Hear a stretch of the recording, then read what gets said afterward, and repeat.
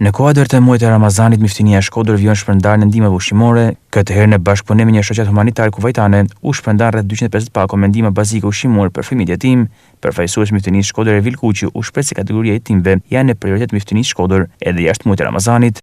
Jena mbledh sot këtu në xhaminë e Kirasit, në lagjin Kiras, ku Miftinia e Shkodër në bashkëpunim me shoqatin e Kuvajtit, e cila ka si donator dhe shpinën e zakatit të Kuvajtit, kanë pru një kontingjent ndihmësh prej 500 pakush, të cilët do të shpërndahen në disa pika të xhamive të qytetit. Sot ne në xhaminë e Kirasit do të shpërndajmë 250 paku, një kontingjent për 250 pakush për familjet nevojë, kategoria e jetimave këtë herë.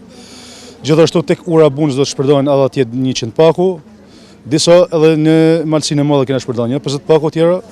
Kështu që inshallah ne sot do t'i plotësojmë sipas listave që ne kena të disponueshme në Miftininë e Shkodrës dhe së bashku me shpinë e zakatit të Kuvajtit, do t'i shpërndajmë këto ndihma në nevojët e jetimave. Padyshim që në fen tonë islame, kategoria e jetimave veçanërisht ka një prioritet. Dhe ne si Miftinia e Shkodrës dhe gjithashtu shoqatat, kur nuk e kanë lënë masdorët, jo vetëm gjatë muajit të mëndueshëm të Ramazanit, por edhe jashtë Ramazanit, gjithmonë vazhdojnë ndihmat dhe shpërndamja e pakave ushqimore.